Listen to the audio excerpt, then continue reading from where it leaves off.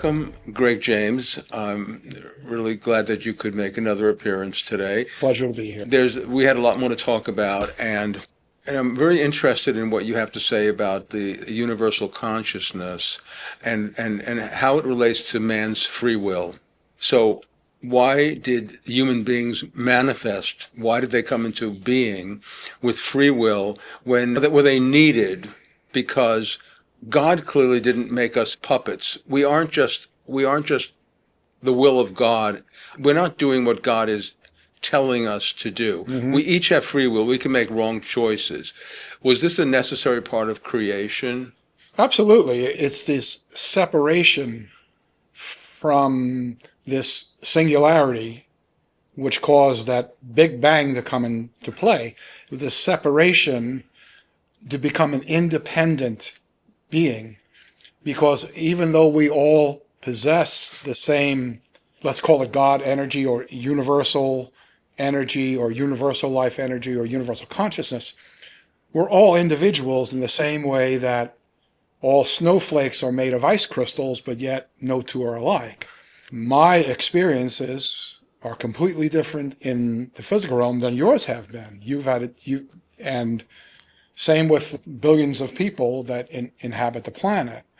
So therefore, I cannot say that my experience and your experience are the same, but there comes a point as we start to investigate spiritual reality where there is no difference in our experiences, where there's actually no difference between you and I, because the higher we ascend into these higher spiritual realms, the less of this individual self actually starts to exist.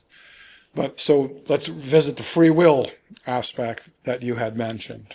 Something that comes to my mind is that the universal consciousness is omniscient, knowing everything, and is limitless is omnipotent, has every power there could be, an infinite consciousness. And the one thing that it doesn't have is the ability to experience reality through limited consciousness. And since humans are the divine emanation, manifestation, it's so humans are the limited God consciousness, able to make unknown choices and then can we say these choices are not under the will of the universal consciousness? We know that maybe everything is foretold, and yet it's a paradox, because there's an ancient saying that everything is foretold, but permission is given for the individual to still make choices. Yeah, because this individual consciousness has a very unique experience. All the souls that incarnate have a very unique experience, and these unique experiences are then reflected back onto the universal consciousness for its expansion. That's the key word, because we have incarnated, because we are souls incarnated into a human form, into a human body, we now have individual experiences that are separate from the universal consciousness. But there comes a point in one's spiritual evolution where the sense of free will diminishes. Why is that? Because as we ascend into the higher realms, there isn't actually a thought that would go against universal law. It doesn't even occur to one to go against universal law, for if you were, you would not ascend to this strata or position, because if one did, then the vibratory rate starts to condense and then you end up back where you were. And another reason is that so these universal laws are not subject to free will. Can you imagine if humans had the ability to go against the universal law of gravity? What would happen? That an object that's in motion tends to stay in motion? These are just some of the scientific mundane laws. Some of the higher laws are that God is love. It's a universal law. That you are your brother's keeper is a universal law. And once we ascend to these higher realms, the sense of free will begins to diminish. But you have to admit, we've done a pretty poor job in some respects of using this free will.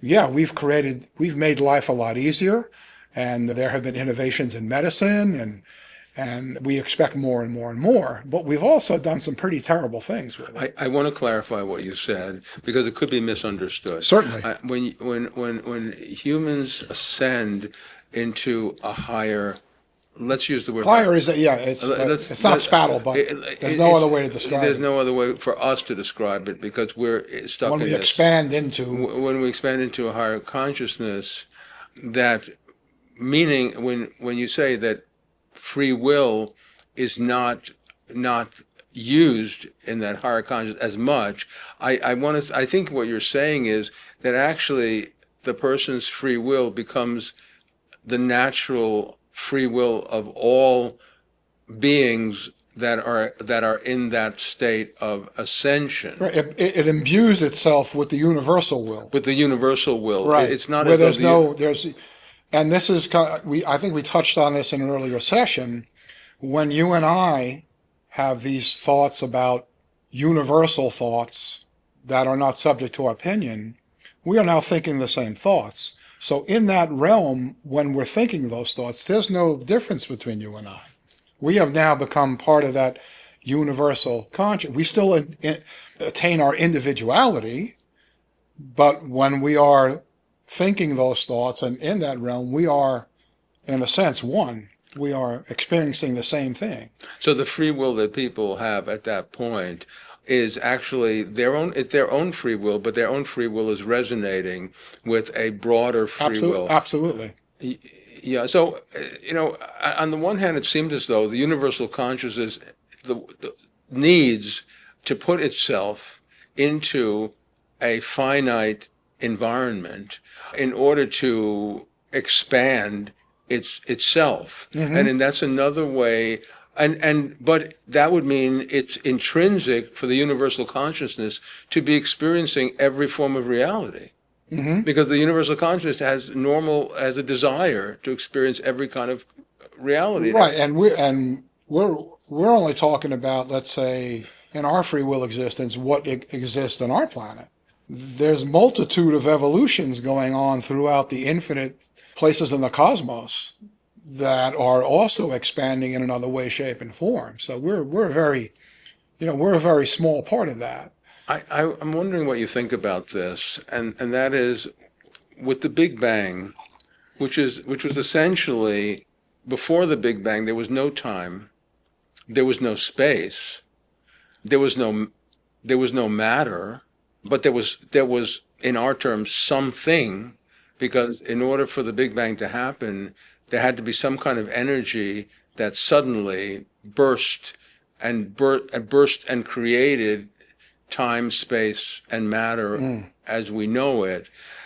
And so for the endless universes that might exist, I guess they came into existence because the universal consciousness wanted to experience every kind of reality that's possible. And in wanting to experience every kind of reality, it at the same time created every possible reality. I don't think the universal consciousness went into realities that were there.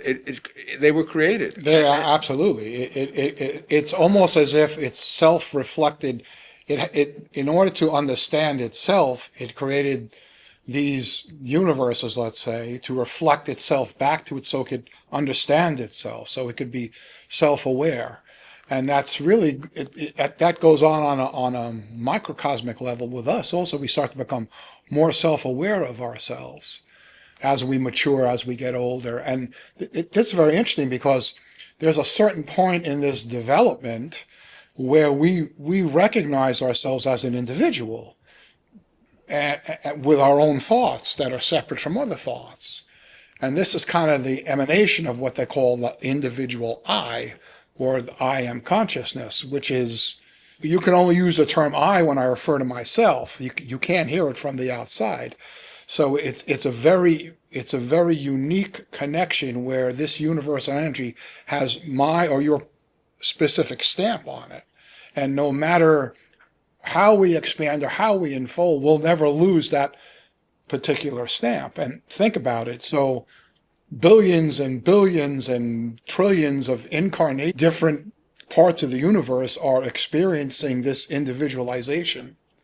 This I-ness. Yes, this expansion, this I-ness, this self-awareness. And there's a theory that at a certain point the universe is going to start to condense.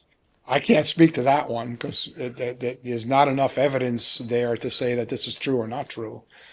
I don't know if it's going to reach a limit of expansion. I know in some Hindu thought that there are, and also in Judaic thought that there have been other creations that then have gone and Condensed, yeah. and then but it's like breathing. Right. To me, it's not controversial to me, but I think for some people, the idea that the universal consciousness is actually in a process, because people think of the God, the one God, as kind of static and perfect, but in this conception that we're discussing, it seems as though God is going from perfection to perfection, and for our minds, there doesn't seem to be a real thing possible that would be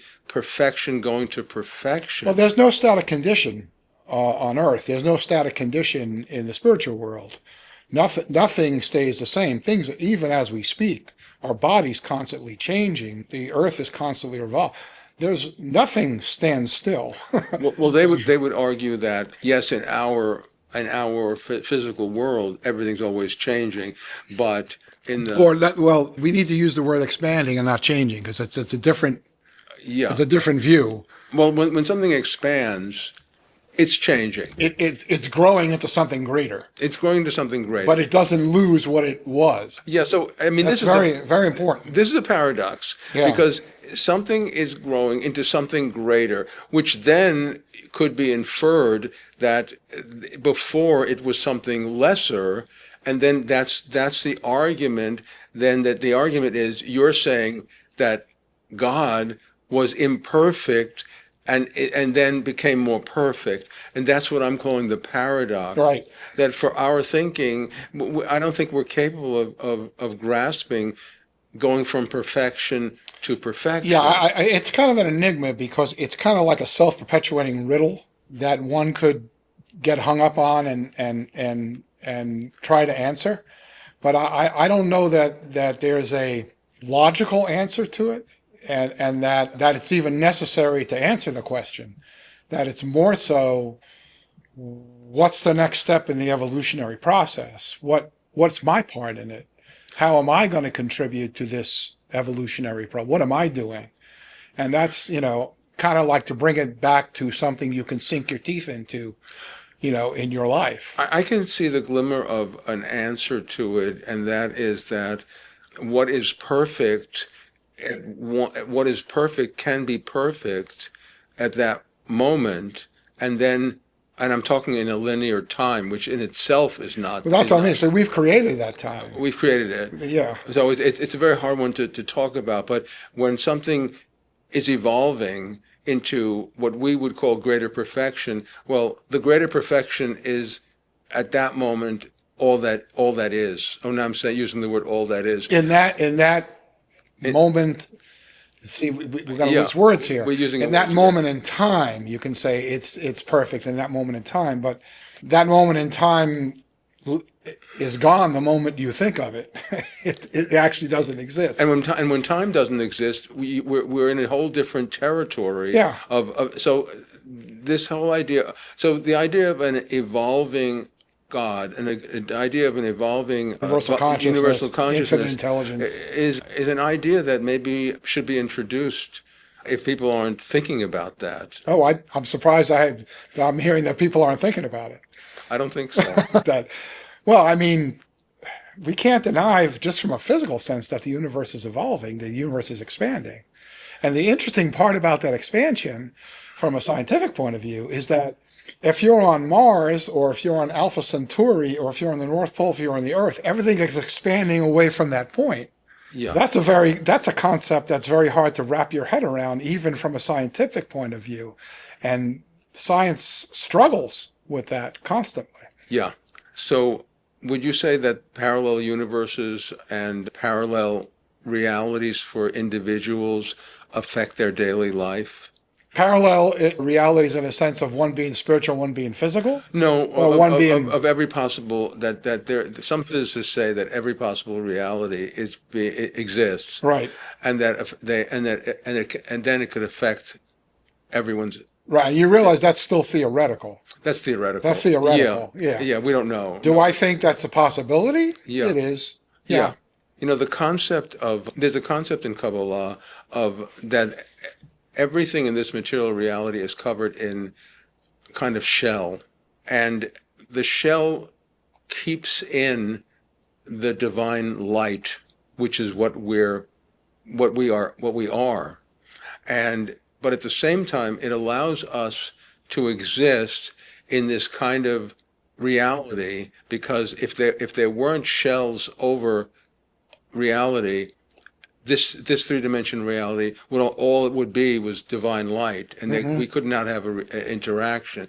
And you know, when you think about E equals mc squared, there is so much energy that goes into matter to create matter. Matter is equivalent to the speed of light squared. So that means that enormous amounts of energy from the Big Bang, let's say, were needed to create any matter. And so that tells me there's so much divine light within this creation, within this manifestation of reality, that it needed to have kind of husks over it in order for this reality to work at all. Well, again, I think it's another microcosm, macrocosm. You know, like the physical body is contained in like this auric sheath, and the planet is contained in like an ozone, and the entire solar system is contained in another type of sheath. Another, you know, the Milky Way galaxy is in another type of sheath. Right. So you can almost view the universe as being all of these kind of sheaths, which are, as you say, containing this massive amount of energy that is constantly pouring forth. Right. And if we could, right now we can only. People have created nuclear weapons. They work taking a tiny amount of uranium or plutonium, and it could be, if there were a way to do it, there's that much energy in everyday material objects. Absolutely. So it's pretty amazing.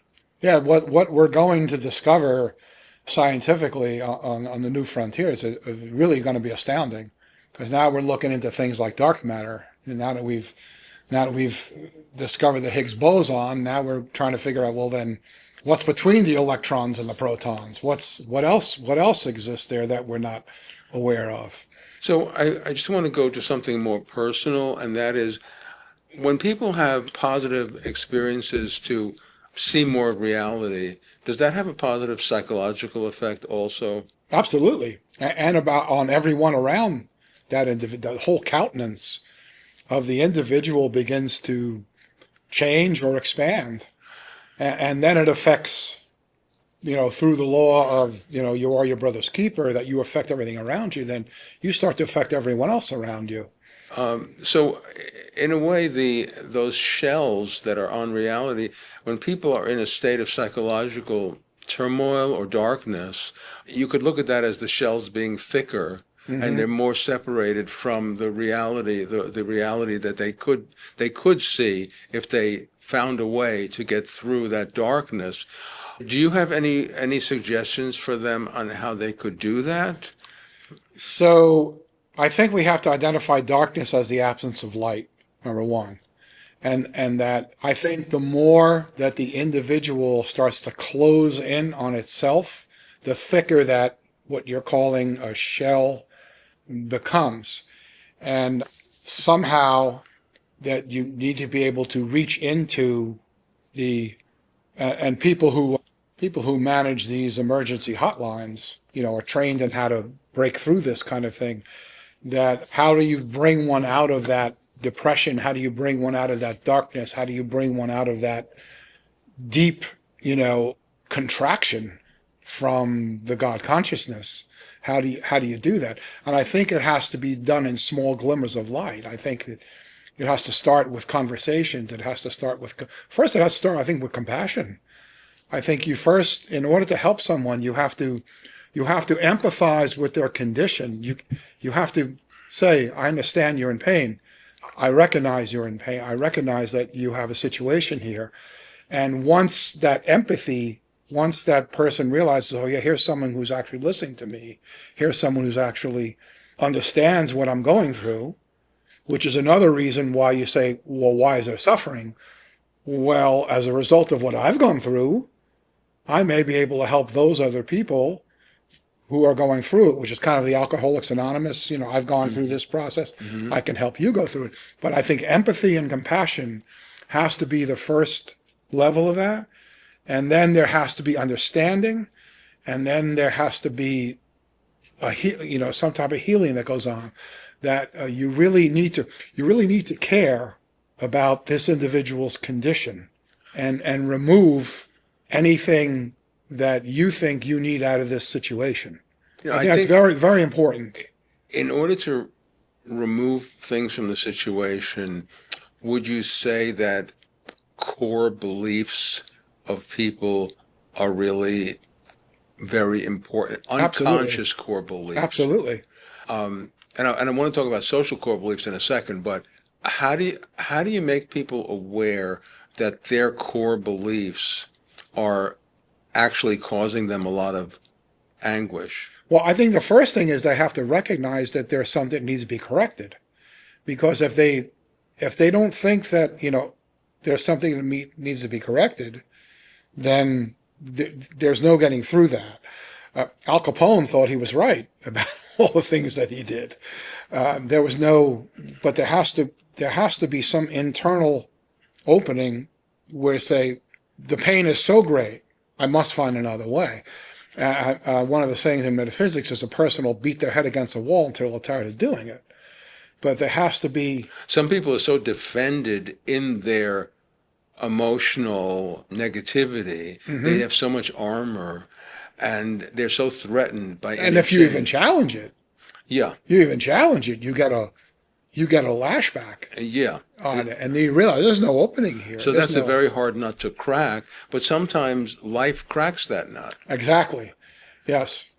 So hardship will crack that nut. Negative experience will crack that nut. A person ended up on the street homeless would crack that nut. Illness. Yeah. Hopefully, that doesn't necessarily have to be the case. But that's when this law of correction comes in, law of karma comes in. It seems like people learn from suffering. Absolutely. I don't think I don't know. Maybe some people are born with really, really amazing knowledge of reality, but I don't see people learning necessarily from good things happening. I see people learning more from tough things. I think that, from a metaphysical view in the training, when we address the law of karma, we say that anything that is negatively happening in my life is a result of some action that I've taken. But any good that comes in my life is grace. This kind of keeps the ego in check a little bit. So one could say, well, I'm a very successful person. I have a lot of money. I have this wonderful relationship. I must have really good really and the ego could just run wild with that. Right. This whole karmic view is really simplistic. So that's just kind of, from metaphysicians, and it comes back to thankfully, they're thankful for all the blessings they have in their life. But any negative situation, we want those individuals to take responsibility for that. That's why the first step in the metaphysical process is the self-evaluation. Yeah. Hold a piece of paper in half. This is my negative qualities. These are my positive qualities. Very, honest about yourself, where you're at and where you want to get to. But there has to be some type of internal opening, and the suffering, as you put it, has to be great enough that they seek or they want some type of change. I just want to clarify that I'm not saying that I don't believe that karmic law exists. I'm just saying the way it's expressed very often is very simplistic. Oh, That people absolutely. are sort of getting blamed for things that happen to them. No, because there are things outside of the karmic actions that I'm taking Right. that I'm experiencing There's in a the lot world. there's a lot. It's that's not, I going mean, on. I'm not responsible for all the problems of the world, Yeah. but there are certain circumstances in my life that I can't attribute that I've done anything to attract a situation to myself, but it's there I think for me to learn something. it is, and I think people have situations that span actually generations and lifetimes, Yeah, that absolutely. it can't be traced really very Absolutely. easily. That's why this, I know we're out of time here, but that's why this whole concept of non-judgment, compassion, it's just us chickens down here. So, and we need to be just compassionate about anything anyone's going through and not say, oh, that's the law of karma operating this person. Who am I to know what their experiences we are? can't. I can't pass I judgment have on certain that. suppositions of why certain things happened actually before I was born, Right. and affected me, and could have an effect of, well, giving me more chances, but Right. there was a negative thing, and I think sometimes people choose to sacrifice themselves for others also, so that something bad could happen in that regard That's as kind of like the well. bodhisattva vow, almost that, you're willing to take on the suffering of the world Yeah, and not, evolve until all the suffering dissipates. That's right. And right now we have, there are core beliefs that societies have, and sometimes those are not very good core beliefs either. oh, I agree. And so, and we're going through a very special phase right now in our society, because there's a lot of different social trends that never existed before. Communications, what I'm told we really have to stop now. We're Sure. over. So thanks again, Greg. Good Sure. talking with My you. pleasure.